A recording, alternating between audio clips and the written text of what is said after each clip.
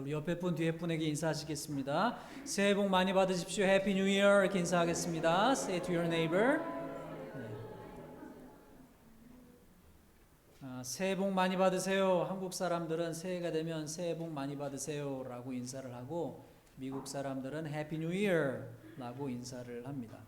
저는 여러분의 담임 목회자로서 우리 교회 모든 성도님들이, 또 오늘 예배를 방문하신 모든 분들이 2025년에 새해의 복을 많이 받으시기를, 또 여러분의 2025년 새해가 해피 뉴 이어가 되기를 진심으로 바랍니다. 진실로 여러분의 2025년이 그런 한 해가 되기를 바라면서 오늘은 크게 두 가지 측면에서 하나님의 말씀을 대언하고자 합니다. 첫째, 여러분에게 주어진 2025년에 여러분은 어떤 복을 쫓으실 건가요? 어떤 복으로 여러분의 2025년을 채우실 건가요?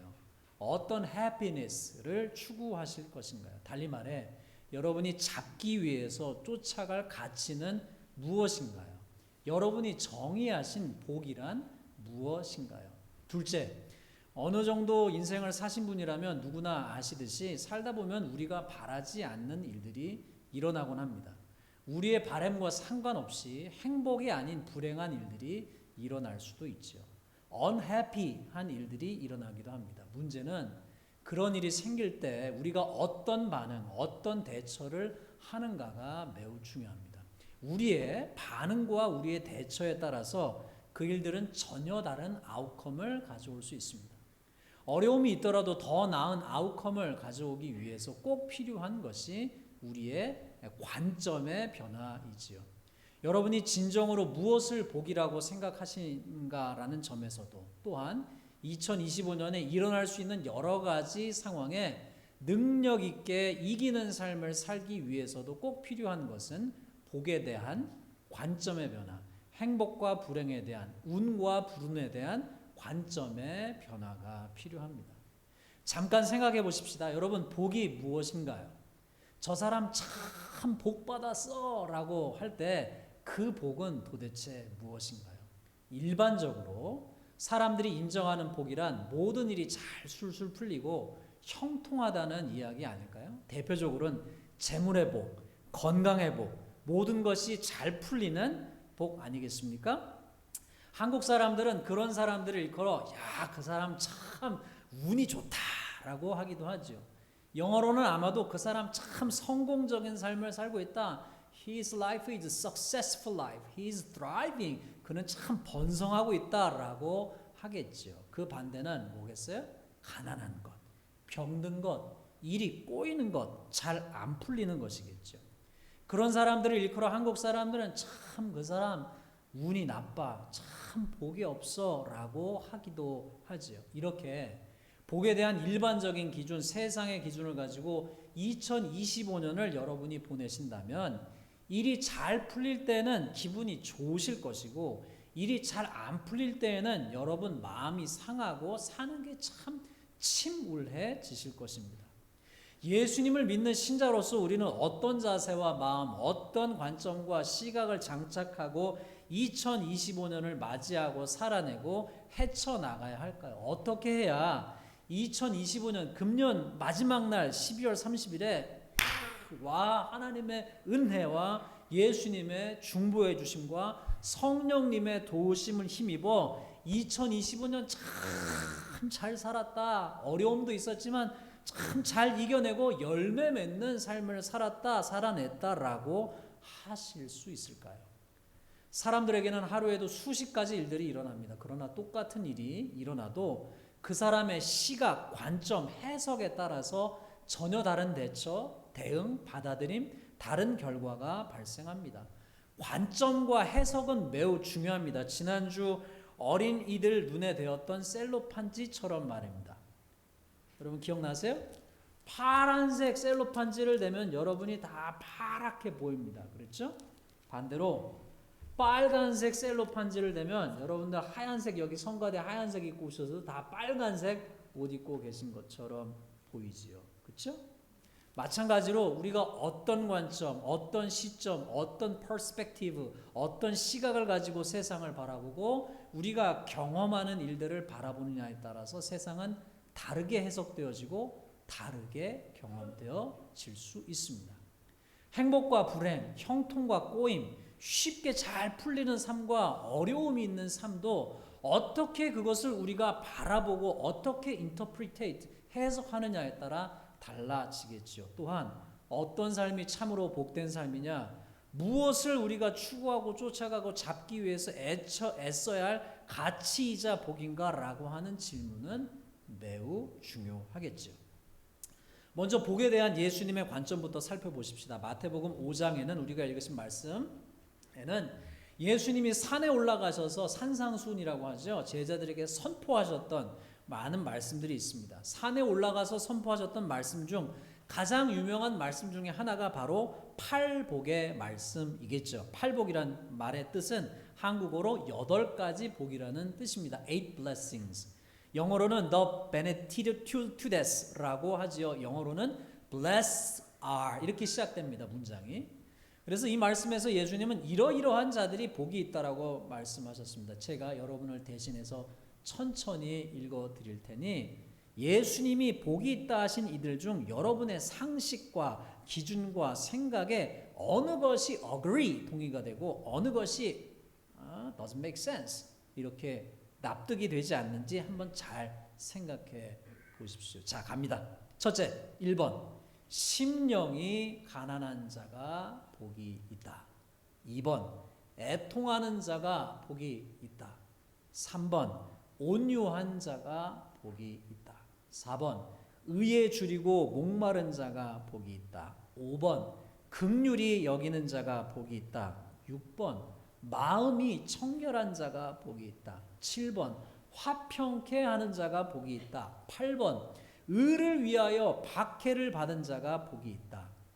욕을 먹고 박해를 당하고 거짓으로 악한 말로 피해를 입는 너희가 복이 있다. 여러분 1번서부터 8번까지 읽어드렸는데 몇 번은 그래도 make sense, 수긍이 되시고 동의할 수 있는데 몇 번은 동의가 안 되십니까?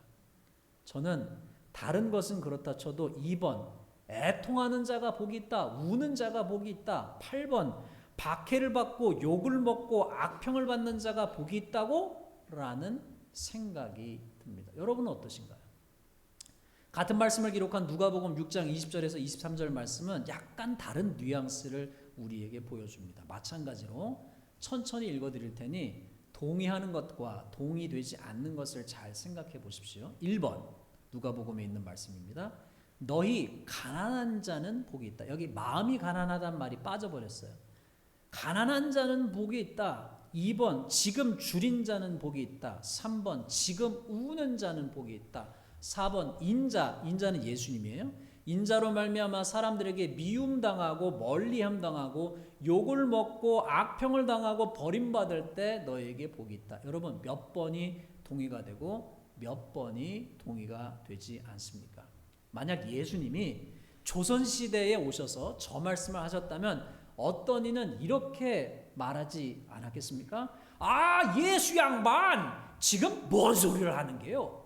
가난한 자가 복이 있다고? 줄인 자가 복이 있다고? 배고픈 자가 복이 있다고? 우는 자가 복이 있다고? 미움받고 소외당하고 욕먹고 악담을 당하고 버림받은 자가 복이 있다고? 무슨 말 같지도 않은 소리를 하고 있어. 말이 되는 소리를 하시오. 말이 되는 소리를. 2000년 전에 유대 땅에서 그런 소리를 들으셨을 법한데도 예수님은 누가복음 6장 24절에서부터 26절에서 이렇게 이어서 말씀을 하십니다.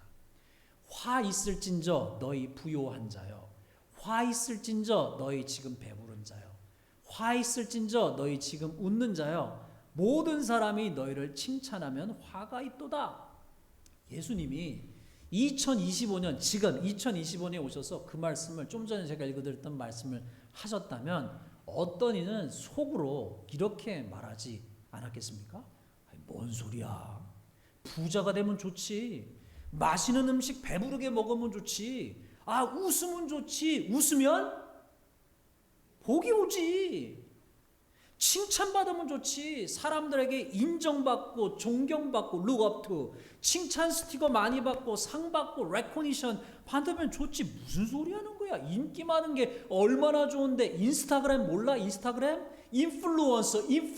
인플루언서가 돈도 얼마나 많이 버는데 뭔 소리 하시는 거야?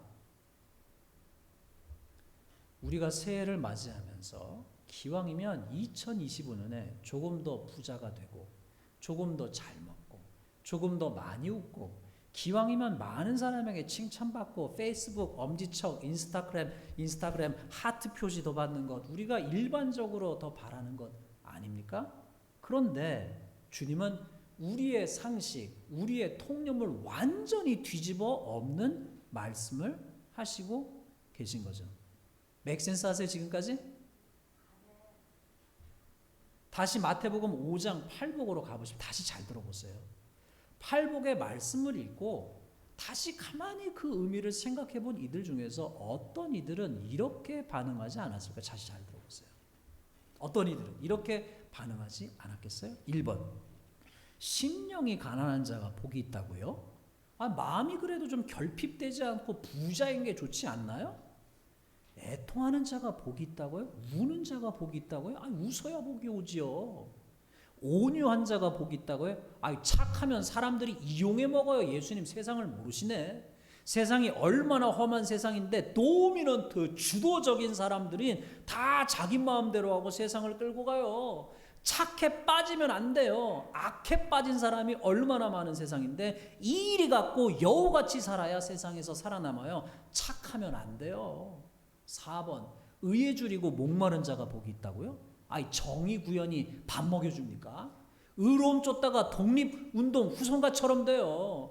의로움 구하다가 쫄딱 망한 집이 한둘이에요. 그냥 적당히 살아야죠. 적당히 좀 눈 좀 감고 적당히 중간으로 살아야죠. 5번 긍휼히 여기는 자가 복이 있다고요? 남 불쌍히 여기다가 주머니 거덜나요. 세상은 냉정한 거예요. 냉정한 거. 게으른 인간들, 나쁜 인간들에게는 다시 기회를 주면 안 돼요. 짱발장 같은 놈들은 감옥에 계속 가둬놔야 돼요. 6번 마음이 청결한 자가 복이 있다고요? 마음이 깨끗하면 안 돼요. 여우처럼 거짓말도 할 줄 알아야 되고 교활하기도 해야 되고 머리가 세상 이치에 잘 들어서 빨리빨리 돌아가야 돼요. 계산에 빨라야 돼요. 마음이 다 들여다보면요 사람들이 이용해 먹어요. 마음을 감추고 살아야 해요. 7번 화평하게 하는 자가 복이 있다고요? 무슨 화평이네. 화평 같은 소리 하시네. 세상은 winner takes all. 이긴 자가 다 가져가는 세상이에요. 예수님 인류의 역사가 그래요. 예수님 인류의 역사가 괜히 나라들이 군사력을 키운 줄 아세요? 세계사 좀 읽어보세요. 세계사 좀. 이긴 놈들이 winner takes all. 이긴 놈들이 다 가져갔어요. 미국이 괜히 천조국인 줄 아세요? 국방이 세야 남들이 깔보지 않고 우크라이나 봐요. 우크라이나 국방이 세야 남이 깔보지 않고 못 쳐들어오는 거예요. 이기고 정복하는 게 예수님 제일이에요. 약해 빠진 소리 하시네. 8번 의를 위하여 박해를 받는 자가 복이 있다고요? 욕을 먹고 박해를 당하고 거짓으로 악한 말로 피해를 입은 너희가 복이 있다고요? 왜 당하고 살아요? 왜 욕을 먹고 살아요? 욕하고 살아야죠. 기죽어서 살면 안 돼요. 기죽어서 살면 남들이 깔봐요. 룩다운은. 왜 당하고 살아요? 나에게 대해서 거짓말하면 낱낱이 반박해야죠. 그 인간에게 그대로 갚아줘야죠. Get even. 악소문 악플을 다는데 가만히 있으라고요? 나도 악플을 달아야죠.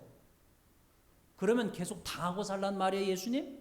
그냥 수동적으로 계속 분리당하고 왕따 당하고 괴롭힘 당하고 따돌림 당하라는 이야기예요? 아니, 예수님 그렇게 수동적으로 피동적으로 나약하게 계속 괴롭힘 당하면서 살라는 이야기예요. 무력하게 마치 쓸모없는 인간처럼 스스로 파워리스, 유저리스 그렇게 느끼며 살라는 이야기예요. 지금 듣고 보니 그렇게 8가지 태도를 가지고 살면 복음커녕 삶이 비참해지겠네요.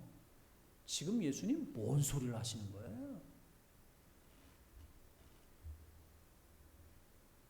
사랑하는 성도 여러분, 예수님이 지금 무슨 소리를 하고 계신 걸까요?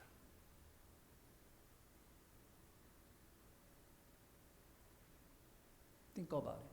생각해 보세요. 예수님에게 따지고든 가상의 인물처럼 예수님은 그렇게 나약하게 살라고 그렇게 일방적으로 당하면서 이리 쳐이고 저리 치이고 그렇게 살라고 하시는 걸까요? 그렇게 당하면서 약자로 짓밟혀 가면서 사는 것, 어리숙하게 사람들에게 이용당하면서 살라고 하시는 걸까요? 그게 복된 삶이라고, 그게 행복한 삶이라고, 그게 복받은 삶이라고 말씀하시는 걸까요? 그렇게 이리 치이고 저리 치이고 그렇게 사는 것이 해피 라이프라고 하시는 걸까요? 여러분 그렇게 생각하십니까? 우리가 흔히 말하듯 예수님은 착해 빠진 사람이셨나요? 다르죠 여러분? 한국말의 뉘앙스 차이 아시죠? 그 사람 참 착해랑 그 사람은 착해 빠졌어 하고는 완전히 뉘앙스가 달라요. 예수님은 착해 빠진 분이셨나요? 아니면 예수님은 그저 착한 사람이셨나요? 그래서 사람들이 얕보고 무시하고 이용해 먹는? 아니면 예수님은 강하시면서도 부드러운 사람이셨나요? 예수님은 도대체 저 팔복의 말씀들을 통해서 어떤 삶이 복된 삶이라고 말씀하시는 걸까요?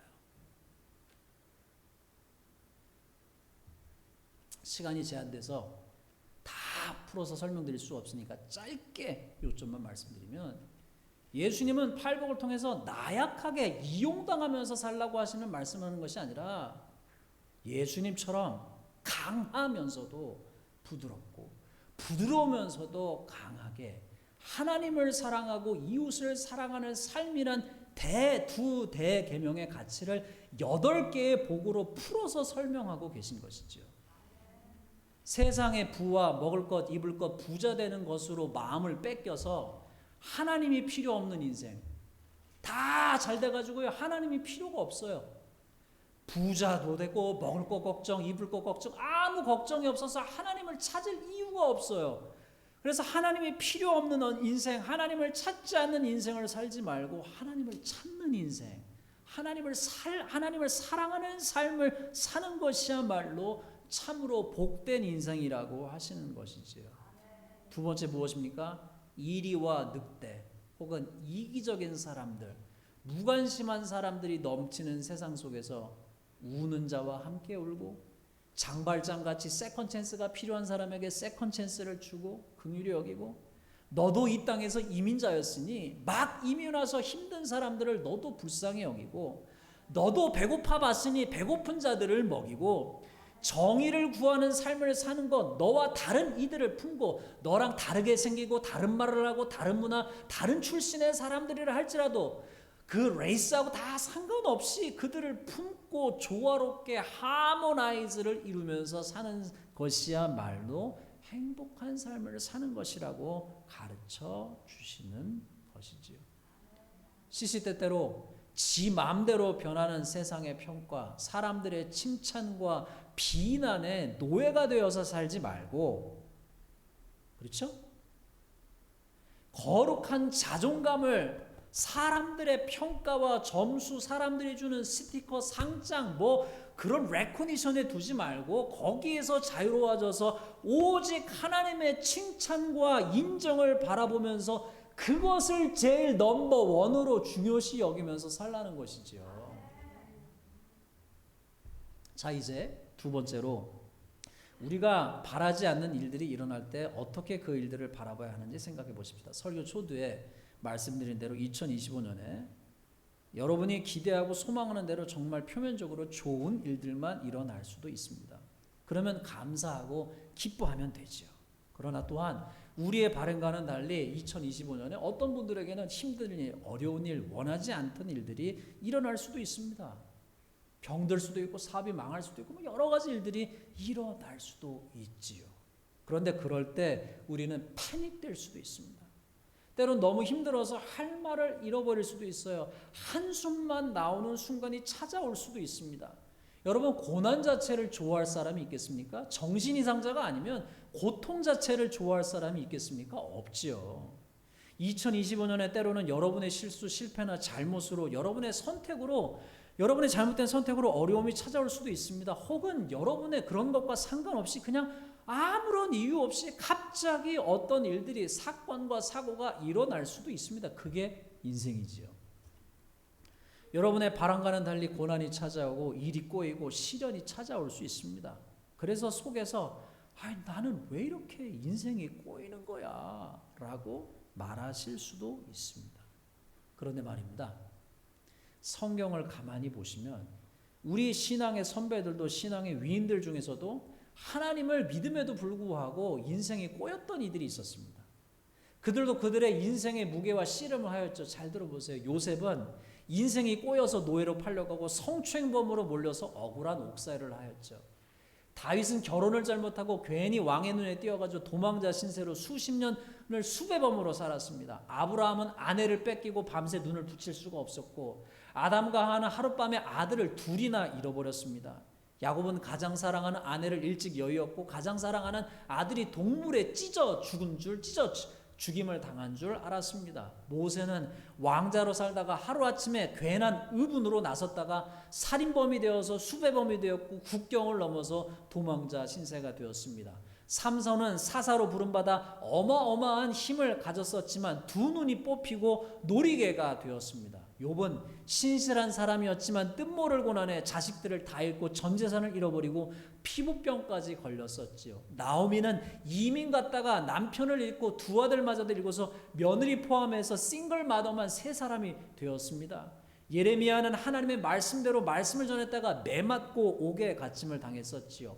구약의 인물들에게 닥친 고난과 시련 중에 어떤 것은 그들의 부족함, 그들의 실수, 그들의 실패에 의해서 찾아온 것도 있었습니다.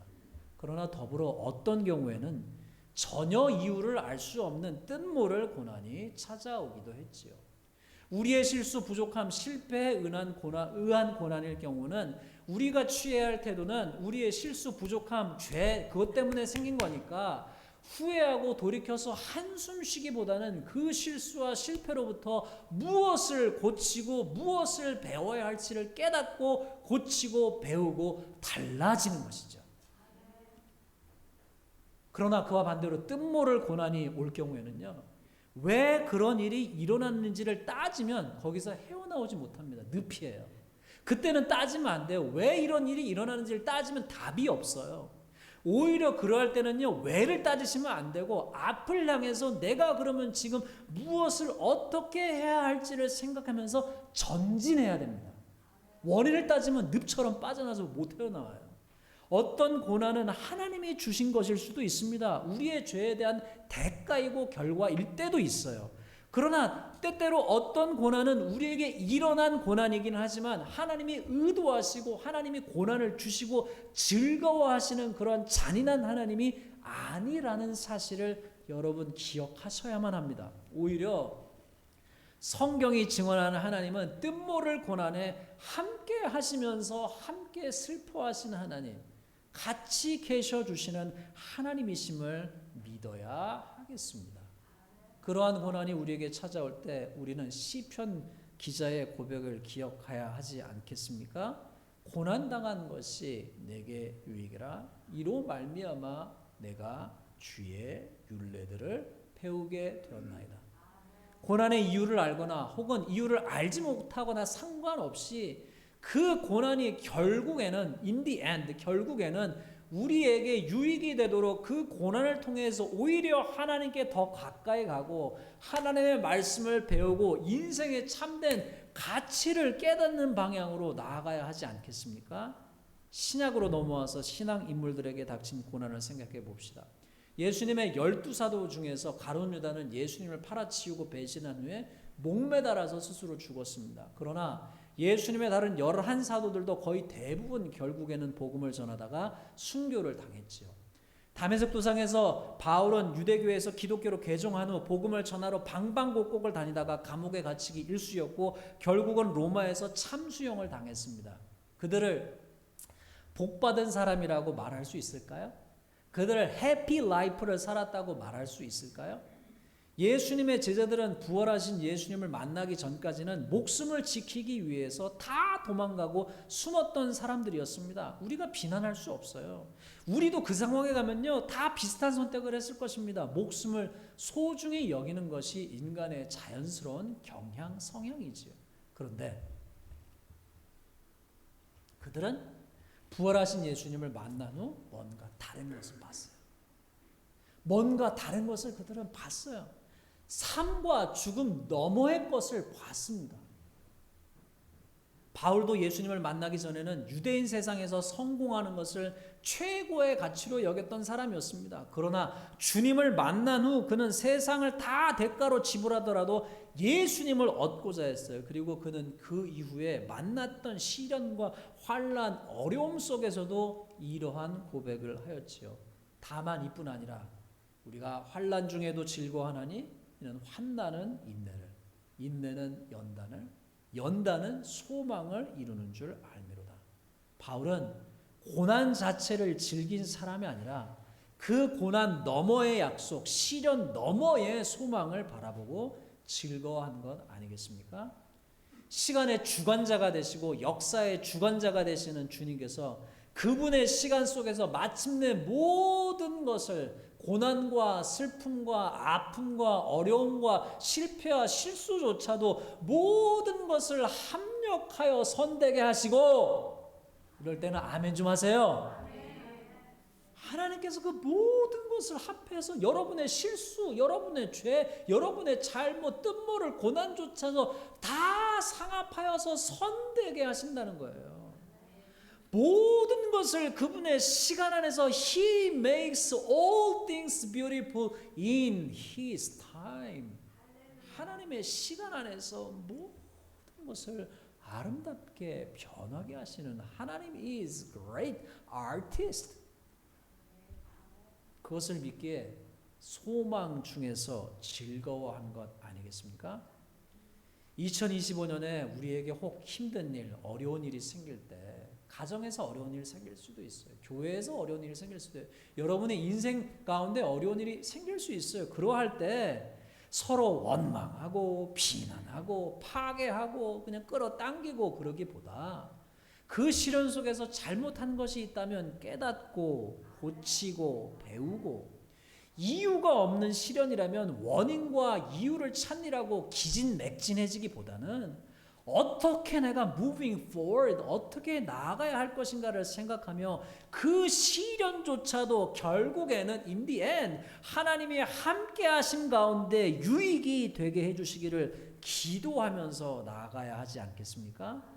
어떠한 시련과 환난이라 할지라도 그것이 나를 더 인내심이 있는 사람으로 만들어 가시고, 더 믿음 안에서 나약한 사람이라 강철 같은 사람, 그러나 그 안에 따뜻함을 갖고 있는 사람이 되어가게 하시고, 더 성숙한 신앙 인격, 더 강한 신앙의 마음, 심력을 가진 사람으로 빚어가게 하셔서 장래에 소망이 있는 삶이 되게 해야 하지 않겠습니까? 그리하여 복을 쫓아가는 삶이 아니라 내가 복된 존재가 되어서 복을 프로듀스, 산출하는, 누군가에게 become blessing for others, 누군가에게 복이 되어주는 삶이 되어 2025년을 채워가는 것이야말로 우리가 살아가야 할 삶 아닐까요? 말씀을 정리합시다. 여러분, 두 가지예요. 2025년 주님이 가르쳐 주신 8복, 그것은 사실은 두 개의 복을 알려주신 거예요. 그 2계명의 가치로 이 새해를 채워가십시다. 하나님을 사랑하고 이웃에게 복이 되어지고, 그 다음에 뭐예요? 여러 가지 일들이 일어나더라도 그 가운데 고치고 배우고 성장하며 더하여 모든 것을 결국에는 아름답게 변화시키실 주님을 바라보며 이겨나가십시다. 그리하여 감사와 소망으로 우리의 2025년을 cherish, coloring, 채색해 가십시다. 그러면 주님께서도 우리가 그림을 그리다가 망쳐도 You are painting, 그렇죠? You are painting은 하나님은 wonderful artist가 되셔서 우리가 망친 그림도 일로 와봐, 붙여봐, 착착착, 빈센트 반 고, 마네, 모네, wonderful artist처럼 great masterpiece로 만들어 주실 분이 하나님이심을 믿는 소망으로 나아가시는 저와 여러분 되시기를 주님의 이름으로 축원합니다. Close your eyes, bow your heads. 여러분 눈 감으시고 고개 숙이시고 이 시간 들으신 말씀 여러분 마음에 새기시면서 하나님께 각자 기도하시기 바랍니다.